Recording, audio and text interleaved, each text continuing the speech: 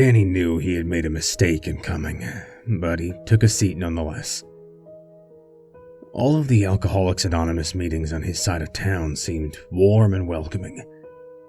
All of the people were friendly and knew him by name. There were hugs, handshakes, slaps on the back. The rooms were well lit with comfortable chairs. There were always freshly baked cookies or donuts. A recent falling out with his sponsor, Ralph, had caused Danny to choose to avoid some of his normal meetings, though. He had already been down to 2 meetings a week, which Ralph had so poignantly called him to the carpet on, so he didn't want to cut these out completely. He had been feeling antsy lately and probably needed to go to a few more. Never the type to ask for help, he was unwilling to admit it, though. Instead, he decided to try a few meetings on the other side of the tracks. Whitehall, the seedy part of town. Fucking Ralph. "You're only as sick as your secrets," he said. Danny had made a list of all those he had harmed and went about making amends to them all. Some accepted his apologies. Some didn't.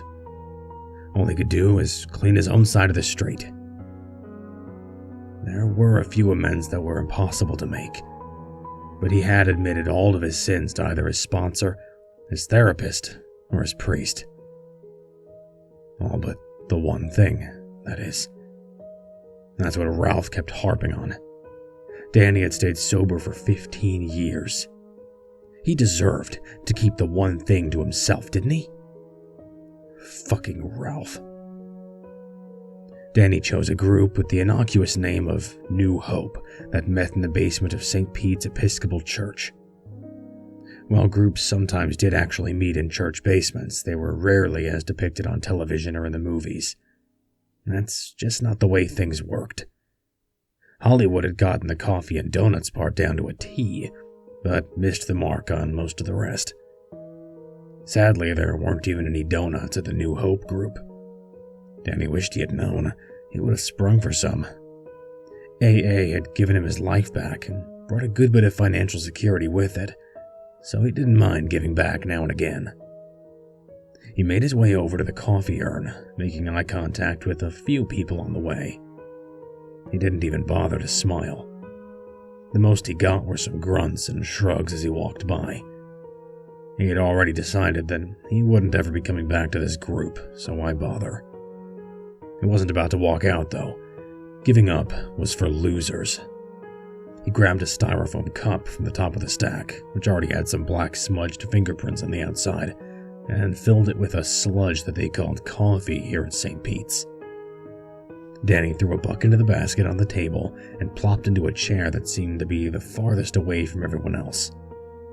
This was nothing like the usual meetings he had.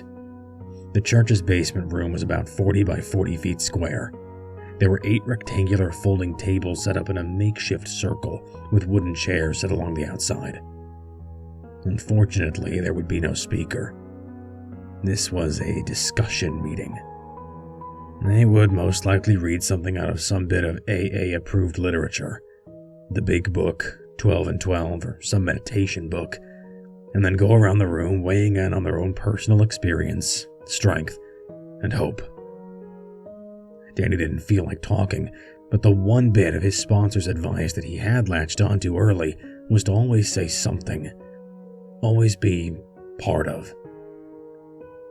Even though the ceiling held banks of fluorescent lights, the room still seemed cold. Perhaps it was the type of bulb they used. Were there different types? Or perhaps it was the way the light reflected off the sickly yellow linoleum floor and institution green walls. It smelled funny, too. Oh well, thought Danny. It's only for an hour. He had spent twice that amount of time scraping together change for another bottle while fighting off the shakes in the past. In comparison, this would surely be more pleasurable than that. That's what it came down to, wasn't it? For him, to drink is to die. There were times that he had done the most disgraceful things in order to get drunk. Things that would have sickened him if he had been sober and not fiending for the next drink. So if sitting through a boring meeting in a crappy place meant not drinking, even for only an hour, then so be it. Not a difficult choice. He wasn't a snob, but he did think that the people here seemed to be a little lower class than what he was used to. He was by no means rich, but now that he had gotten his life together, he was back in the upper middle class demographic. The meetings that he attended were regularly frequented by businessmen, doctors, realtors, and other professionals.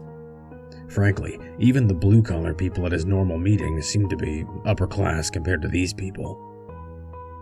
These people were, and he had to remind himself that he was being honest and not uncaring, the dregs of society. Unshaven, unkempt, tattooed, greasy, foul-smelling. AA had taught him not to judge. There, but for the grace of God, go I. Still, it was hard. Just before the meeting was called to order, a man plopped down into the chair next to him. Oh, come on, buddy, thought Danny.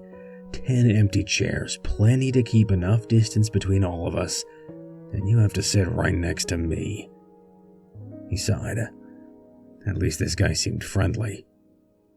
Short, stout, PC for obese, with a red, round face, he introduced himself. Hi there. Name's Mike. How about you? Danny, he said as he extended his hand. At least Mike was dressed well. Button-down shirt, slacks, dress shoes. He was even wearing cologne. Or was it the smell of booze? No, Danny decided. It was cologne. The guy's breath smelled bad, though. Not smelled as in drinking smelled, but just reeked.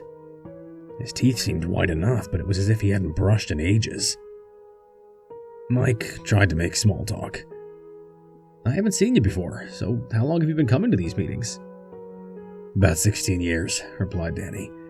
I came in for a year and then decided that I wasn't ready to stop. I went back out for a while and have been sober ever since. 15 years, 1 month, 1 week, and 2 days. Wow! Mike seemed truly amazed. How many minutes? Danny just smiled. Me? Mike continued. Me, I've only been coming for about a month now. I'll have 30 days on Wednesday. Well, congratulations. For some people, those first 30 are the hardest. Real white-knuckle time. Mike was definitely pink clouding it. That's the term for AAs in early sobriety who think that life has suddenly become wonderful and carefree. After a good period of sobriety, it kicks in that, drunk or not, life still has challenges. There's just no more alcohol to make the bad feelings go away. I'll be getting my chip. Mike was, of course, referring to the colored aluminum medallion that, although not universally used, has become almost synonymous with AA. Sobriety coins themselves do not help people stay sober as such. It's the meaning behind them that's important.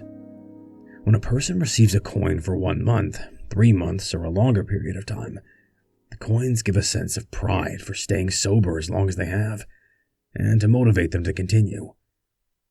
If a person should feel the desire to drink again, they might finger the coin in their pocket to remind them of all the headway they've made up to that point. It makes them ask themselves if they truly want to throw away all that progress. Danny never liked the chips. He would occasionally step back and remember exactly how much sober time he had, remember that last drink vividly, but he didn't want a constant reminder. He felt it would make it easier to ask the question, has it been long enough? Am I cured now? The conversation was surprisingly pleasant enough, but Danny was happy when the meeting began all the same. Same old, same old. Business first, then reading, then around the table sharing. When 8 o'clock rolled around, the chairperson indicated that it was time to close, and they joined hands for the Lord's Prayer. AA is not a religious organization, but saying the Lord's Prayer at the end is sort of a tradition in most, but not all, groups. It's a sign of unity, if nothing else. Danny didn't really plan on sticking around for fellowship afterwards, but he always stayed long enough to help clean up. However, before he got to the door, Mike cornered him. Hey, Danny, am I going to see you around here again? Danny creased his brow. Probably not. I live on the other side of town. I just stopped in here tonight because, well, it was just convenient. Danny guessed that he had technically not lied. AAs had to be careful. Practice these principles in all of our affairs. Lies paved a slippery slope. Oh, Mike seemed dejected. It's just that they say to get phone numbers. You know, to call for when you feel like drinking. And I was wondering if I could get yours. Danny's shoulders relaxed a little. Of course, Mike. That's never a problem. Never feel like you can't use it. Mike wouldn't use it. Most of the newbies never did. Danny pulled out a pen and jotted it down in the back of Mike's meeting pamphlet anyway. There you go. Thanks, Danny. Mike shook the pamphlet. I will definitely use this. You're a lifesaver. You guys are great. Mike bounced away. Danny made his way out into the parking lot and slid behind the wheel of his 2012 Kia. He said a little prayer for Mike. Hope he makes it. Who knew? Maybe being at that meeting was God's way of putting him in the right place at the right time. Danny rolled through the Burger King drive-thru on the way home to pick up an artery-clogging dinner. He just wanted to flick on the television, eat, shower, and get into bed. It had been an exhausting day. He had barely pulled into his garage when his cell phone began to jingle. Danny finished parking, unbuckled his seatbelt, and answered the phone right there on the front seat. It was an old habit, probably not a healthy one, but he just had to pick up the phone when it rang. Couldn't bear the thought of someone leaving a message. He had heard stories of AAs who were never able to get through to someone, and things didn't turn out well. Once their faith in the system was broken, especially the newcomers, they didn't trust it anymore. Hello? Dano, it's Mike! Danny shifted the phone to his right ear. What's up, Mike? Oh, no, don't worry, Dan. I'm not thinking of drinking. Just wanted to test out the number. Practice call, you know? They say to get used to calling when you don't need to, and that way it'll be easier to call when you do need to, right? Yeah, Mike, that is a good idea. So, what's up? Well, not a whole lot since I saw you. I just drove home, that's about it, Danny said with a smirk on his face. I'm about to have some dinner, and then it's off to bed. Oh, okay, Mike replied. You go have your dinner and have a great night. Maybe I'll talk to you tomorrow? Sure, Mike. Tomorrow. Danny showered, toweled off, and padded into his bedroom. He slid into a pair of silk boxers and fell into bed. He didn't imagine that he'd have any problem sleeping. He was physically exhausted. But as usual, his mind raced a mile a minute. He was never able to fall asleep without the radio turned on, even when about ready to pass out. His head would hit the pillow and the stinkin' thinking would kick in. That's how Danny discovered the wonders of talk radio. Dialed into a pundit recapping the day's news in a soothing voice, Danny pulled the chain on his bedside lamp and plunged the room into darkness. The pillow was cool. His stomach was full. His mind had calmed. Sleep began to... Danny's phone jingled. He propped himself up on one elbow, used the remote to turn the radio off, and grabbed the phone from the nightstand. Its screen had lit up with a number of the incoming call, but he didn't recognize it. It wasn't a name that had been programmed into his phone. Danny briefly considered putting the phone back down and letting it go to voicemail, but he knew that he wouldn't be able to sleep until he heard the message and, more than likely, called whoever it was back. Danny sighed. Hello? Danny. Mike sounded grave this time. Sorry to call so late. I mean, I know you said that you were going to hit the hay, and I didn't want to bother you, but... It's okay, Mike. Go ahead. Remember how I said that I'd be getting my chip in a couple of days? Yeah. I can't believe it'll have been a month already. You know, the day I took my last drink was a special day. Every day is special when it's your last day drunk, Mike. Yeah, but I mean special. It was the anniversary of... Well, Mike began to get flustered. See, my wife and I, my ex-wife that is, and I lost our daughter that day. Danny swung his legs out from under the covers and sat up. Oh, I'm sorry. Oh, don't be, Danny.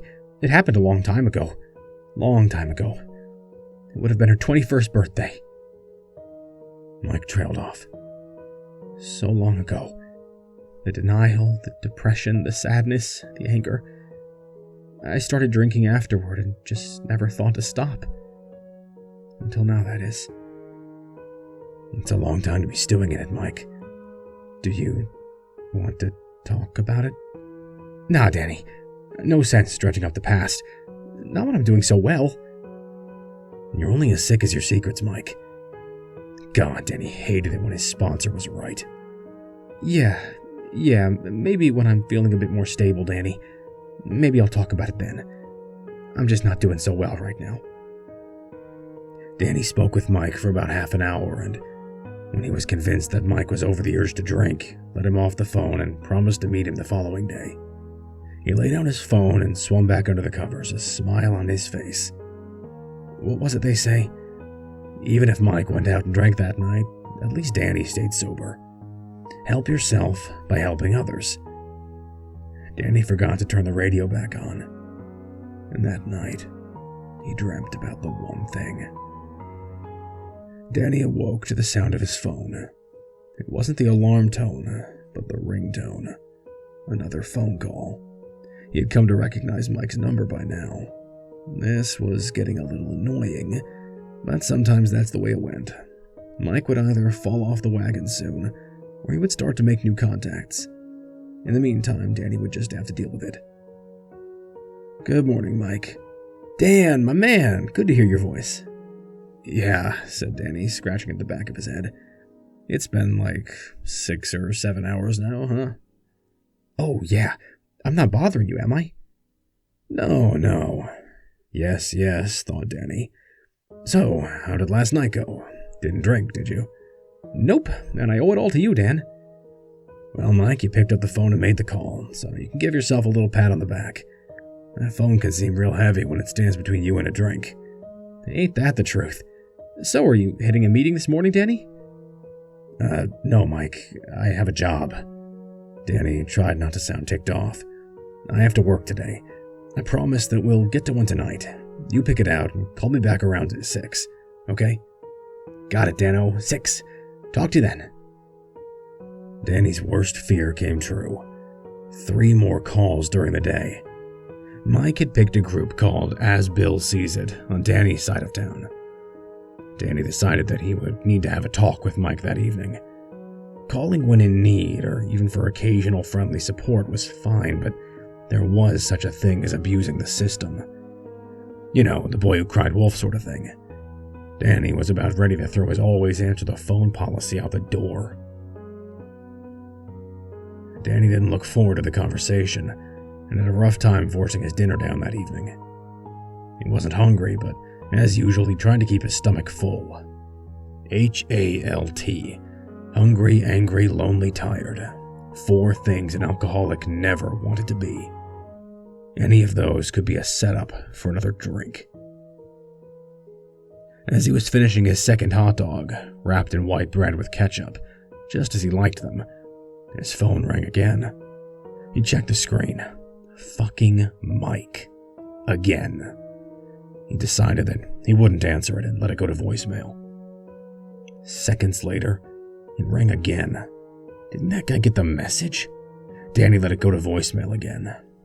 Another few minutes had passed, and it rang again. Danny wondered if maybe Mike had changed his mind. Maybe he couldn't make it to the meeting after all. Still, he let it go to voicemail. Thankfully, more minutes passed and Mike did not call back. Danny felt like a heel, but he just couldn't deal with it anymore. At around 7:15, Danny tied his shoes and gathered his wallet and car keys. As he headed toward the door, his phone jingled. Mike. This time he answered. Hey, Mike, I'm headed out the door right now. Oh, thank God, Dan, exclaimed Mike. I couldn't get a hold of you, and then I started to worry. I wondered if maybe you went out drinking again. Mike, slow down, buddy. Danny was beginning to let his temper get the best of him. Would you... Look, just wait for me at the meeting, outside. We need to talk. Mike was breathing more regularly now. Oh, Danny, you really had me going there. Well, anyway, you can ride with me. What? Danny strode out the back door and pressed the button to lift the garage door. As the door rolled up, it gradually revealed a battered green Honda sitting in the drive. Mike sat behind the wheel with the engine idling. Danny was taken aback. He walked briskly up to the driver's side door and motioned for Mike to lower the window. After a moment, and with a confused look on his face, Mike hit the button and the window glided down. What's wrong, Dan? Hop in. I thought that maybe we could ride to the meeting together. Then maybe grab a cup of coffee after, huh? Danny was fed up. No, Mike, no meeting, no coffee after. I don't have time for this. I don't know what to do with you. You cannot keep calling me. How the hell did you even find out where I live? Oh, Mike looked shamefacedly. I guess maybe I, followed you home last night. What the hell? Sorry, Dan. I'm new at this. I really don't know how it works. How it works. Having had a spiritual awakening as the result of these steps, we tried to carry this message to alcoholics and to practice these principles in all our affairs. Danny thought it over and softened. Okay, Mike, here's how it works, he said calmly. I'll come to the meeting, but I drive myself there. We talk a little.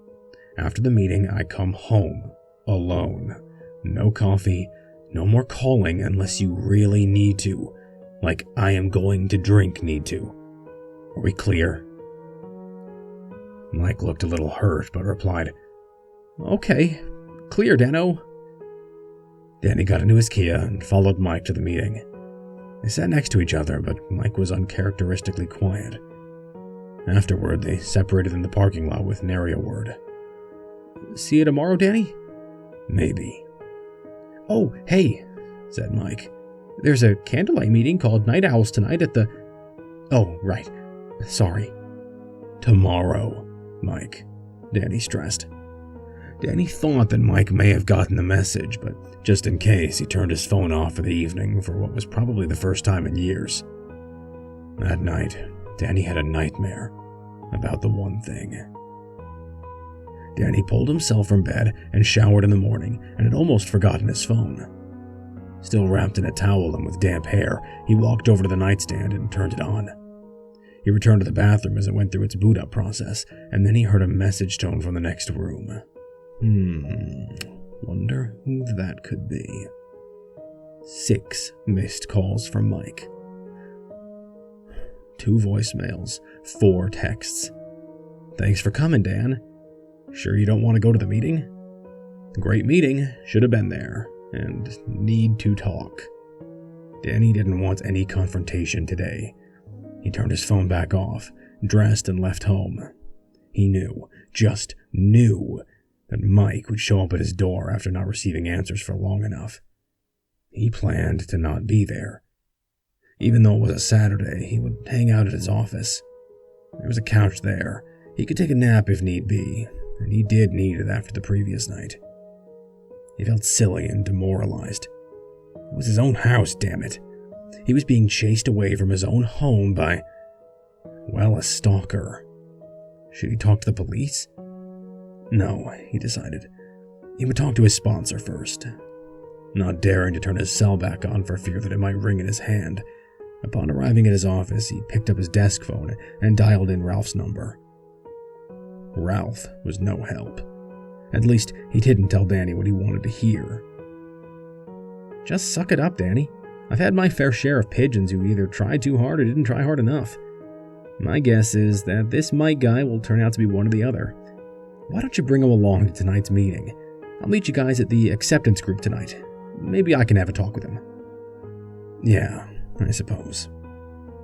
Danny turned his cell back on in order to call Mike and invite him to the acceptance group that evening. 6 missed calls, and it was barely noon. He sighed and began to scroll to Mike's number when the phone jingled. Danny didn't even need to look at the number to know who it was. Hi, Mike. Danny, I tried to... Yeah, I know, Mike. I've been at work.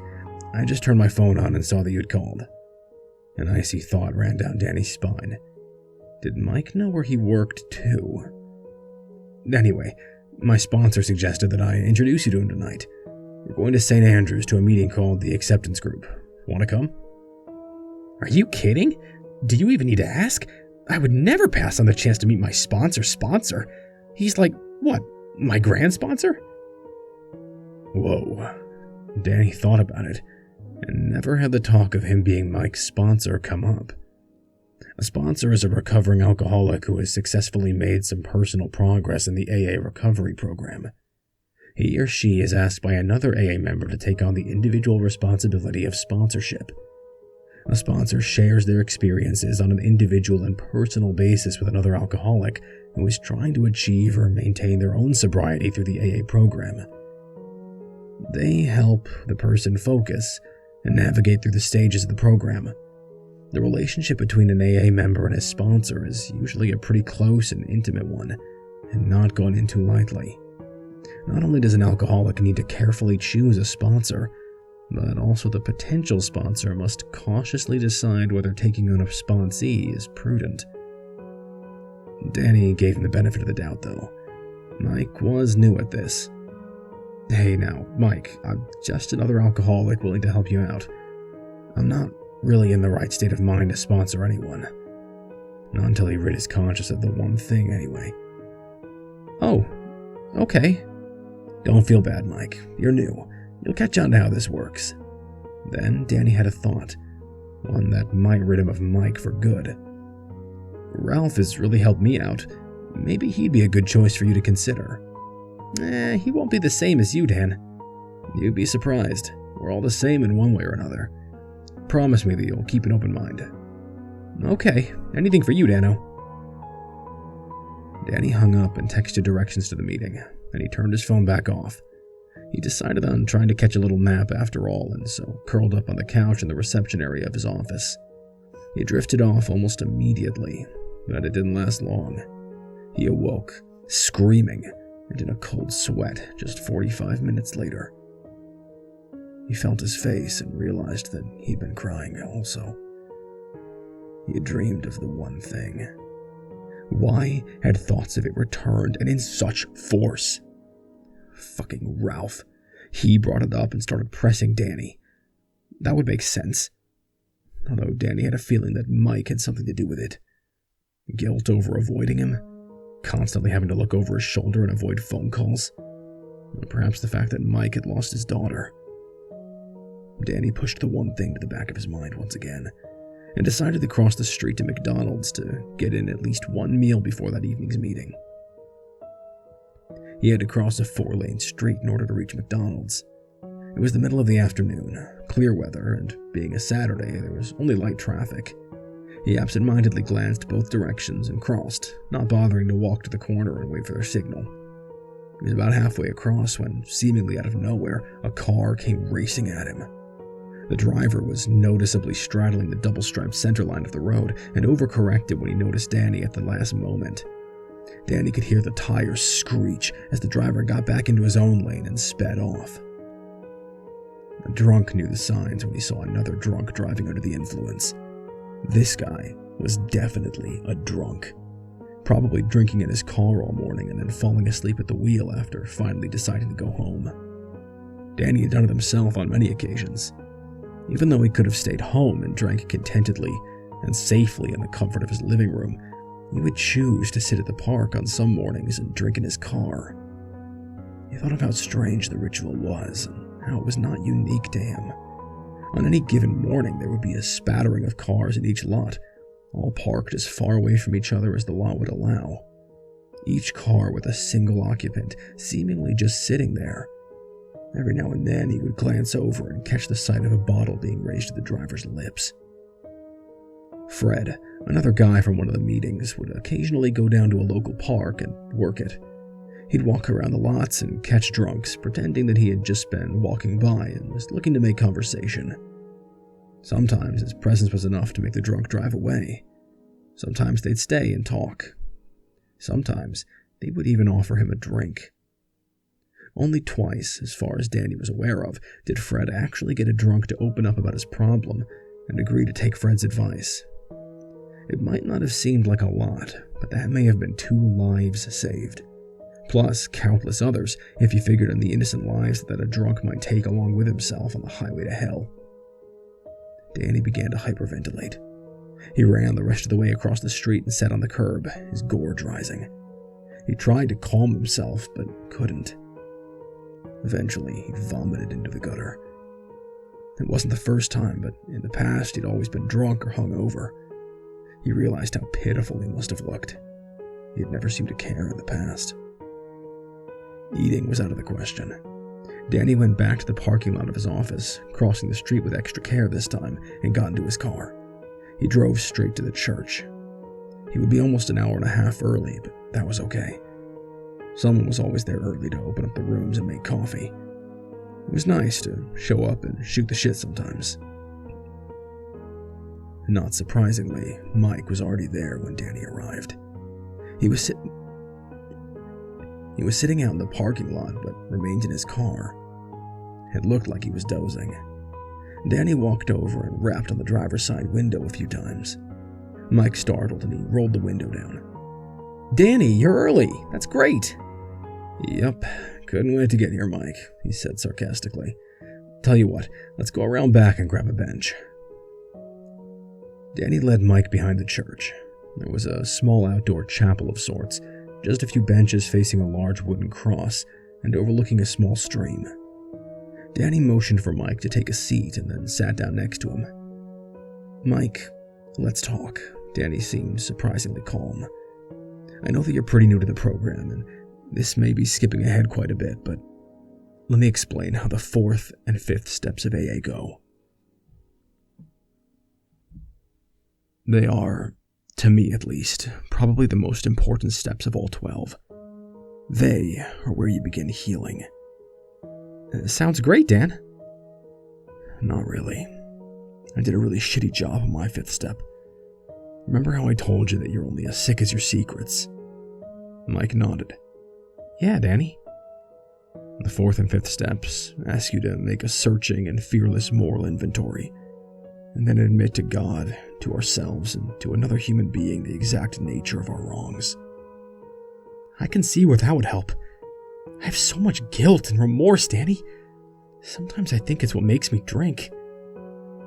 Danny shook his head. "No, Mike. You drink because you're an alcoholic, but it's a whole lot easier to get sober when you get your head on straight. When you get rid of all that shit that's deep down inside, the stuff that regrets are made of." "So are we gonna do that now?" "Not we. Me." "I thought that you already did your steps." Danny nodded. "I did, Mike. I did. But the 4th and 5th steps are carried on throughout the rest. We have to continue to take a moral inventory and do those steps over and over because we're human. Just because we get sober doesn't make us saints. We still make mistakes." Mike nodded slowly and remained quiet. It was as if he knew that Danny was about to say something important, and it was time to keep his mouth shut. "You see, Mike, there was something that I never admitted in my 5th step. Something that I couldn't admit. The one thing that I wasn't ready to give up. I don't know why, but it's catching up to me now. I'm afraid that if I don't let it go, I'm either going to drink or kill myself. Or both." "What is it, Dano?" "This is probably a mistake. Telling a newcomer, especially about the one thing. In fact, this would be better left with a priest, but at this point it doesn't matter because I'm going to have to own up to it. The one thing is something that everyone will find out about sooner or later. Probably sooner now." "You can tell me, Danny. Your secret's safe with me." Suddenly it was as if Mike had become the old-timer. His demeanor changed. He surely didn't seem like a newbie anymore. The whole way he was acting, he had gone from being an annoying, overexcited asshole to a quiet, comforting soul. At least in Danny's heart. Danny took a deep breath. "I've been sober for 15 years, 1 month, 1 week, and 4 days. I told you that I came into the rooms about 16 years ago, though. Something happened about 6 months into that. I'd been dry, sure, but still an alcoholic, still exhibiting all of the same behavior. That's what the program is for, by the way, not to make us stop drinking, but to make us saner, healthier people. Well, Mike, Danny's breath hitched up in his throat. He was already regretting bringing this up, but he felt like it was too late now. Go on, Dano. I'm listening. It was late summer, around 11 o'clock, dusk. I was driving up Parkside Avenue. You know the place? Yeah, as a matter of fact, I used to live in a cul-de-sac off Parkside. Then you know the hill, about midways. Anyways, I was coming up over the crest of the hill, tooling along, pink clouding and stone cold sober, mind you. A little girl. Damn it. She came out from between two parked cars and just ran right out in front of me. Oh God, Danny. No. Yes. I couldn't stop. I fucking ran her down, Mike. A little girl. That's horrible. Mike grimaced. But it was an accident, Danny. You said so yourself. You were sober. She ran out from between the cars. You couldn't have known. No. But it was what I did next that was unforgivable. What, Dan? Mike rocked back, laced his fingers together, and knitted his brow. He had a clear-headed look about him, one that Danny had never seen on Mike's face before. What was unforgivable? Danny took a deep breath. I didn't stop. I just kept on driving. I panicked. It was like I'd been drinking. I didn't want to get caught. Afterward, I realized that it was an accident, but at the time, I just panicked. I acted just like a drunk would have. I left her there, Mike.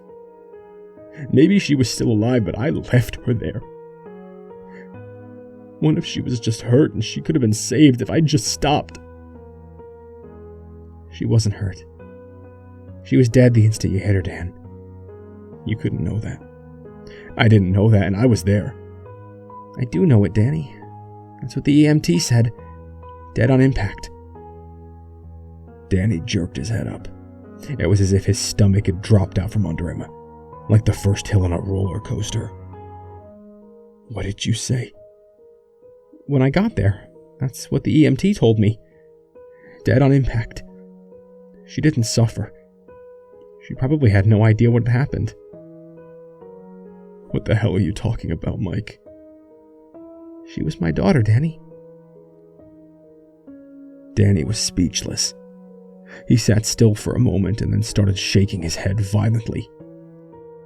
No. Fuck you, Mike. Her father is dead. I followed the story in the papers. He killed himself 2 months after the accident. Got drunk and drove into a bridge abutment. Why the hell would you even say something like that? Mike had tears welling up in the corners of his eyes. Because now I know, Danny. Now I know that you are repentant. Fuck you, Mike. How could you pull this shit on me? How can you even say something like that? Do you think that this is a joke? Well, fuck you. Danny stormed away, sobbing, and walked toward the church. Ralph had arrived and was walking in himself. He noticed how upset Danny was and stopped him, grabbing his shoulders and turning him around somewhat forcefully. Danny, what's wrong? What's going on? That asshole. I told him, Ralph. I told him the one thing, and do you know what he said? Slow down, Danny, said Ralph. If you're ready, why don't you tell me what the one thing is first? His secret no longer a secret. He told Ralph exactly what he had told Mike. And he said that he's her father, that dick. Who, Danny? Who? Mike, that idiot who's been harassing me. Where is he, Danny? Is he here? I'll talk to him. Danny turned and pointed at the bench. He's right. He was sitting with me right there. Ralph cocked his head. Danny, are you okay? No, I'm upset, and with good reason. I just told him the one thing, and he goes and says that? Ralph's brow wrinkled with concern. Danny, I've been here for 20 minutes waiting for you to go inside. I saw you sitting there on the bench talking to yourself and thought that you were praying or needed some time to yourself. You were alone the whole time, Danny. Danny scanned the parking lot. No battered green Honda. He started to breathe heavily and pulled out his phone. He scrolled through his call log. All of the calls he had made and received. All of the texts. Nothing. The only call in the last 3 days was the one he had made to Ralph that same morning. There was one text message waiting in his inbox. It had no number associated with it. I forgive you, Danny.